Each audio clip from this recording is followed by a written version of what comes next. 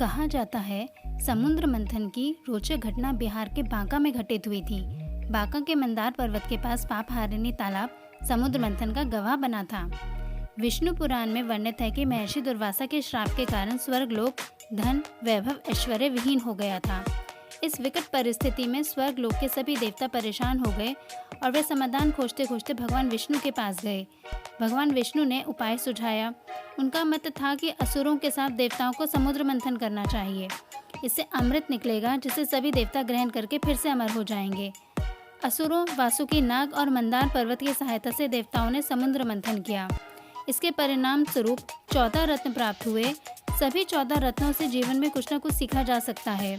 ऐसा माना जाता है कि इन्हीं सीख को अपनाकर देवता पुनः देव गुणों से संपन्न हुए थे। समुद्र मंथन में सबसे पहले कालकूट विष रत्न निकला, जिसे भगवान शिव ने ग्रहण किया था। इस रत्न का राज यह है कि मन को मथने पर सबसे बुरे विचार पहले निकलते हैं। हमें कभी भी बुराइयों को मन के अंदर उतरने नहीं देना चाहिए, बल्कि उनका त्याग करना चाहिए। फिर कामधेनु रत्न निकला। इसे ऋषि ने अपने पास रखा। इसका राज यह है कि जब मन से बुरे विचार निकल जाते हैं तब हमारा मन कामधेनु की तरह पवित्र हो जाता है।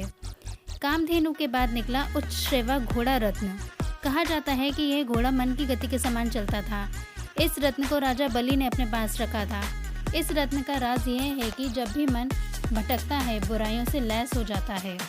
चौथे स्थान पर ऐरावत हाथी बाहर आया। इस रत्न को भगवान इंद्र ने अपने पास रखा। इसका राज यह है कि जब मन बुराइयों से दूर होगा तभी बुद्धि शुद्ध होगी, उजाली सी चमकेगी। फिर कौस्तुभ मणि रत्न निकला। इस रत्न को भगवान विष्णु ने हृदय पर धारण किया।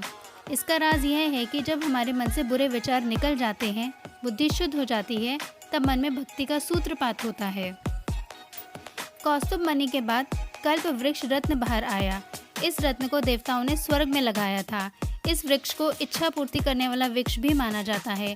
इस रत्न का राज यह है कि भक्ति के समय अथवा मन के मंथन के दौरान अपनी संपूर्ण इच्छाओं को दूर रखना चाहिए।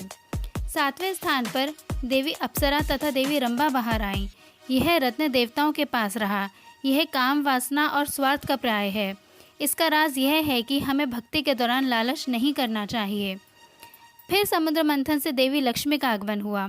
इस रत्न को देवता, ऋषि और दानव सभी अपने पास रखना चाहते थे, किंतु लक्ष्मी जी ने भगवान विष्णु के पास रहना स्वीकार किया, जिसका अर्थ यह है कि धन उन लोगों के पास जाता है जो कर्म करना जानते हैं। देवी लक्ष्मी के पश्चात वारुणी देवी उत्पन्न हुई। वारुणी का अर्थ है मदिरा।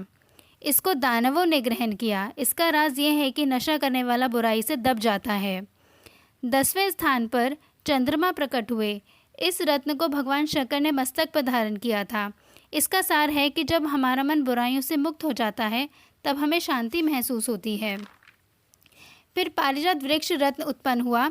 इसे सभी देवताओं ने ग्रहण किया, क्योंकि इसे स्पर्श करते ही थकान दूर हो जाती थी।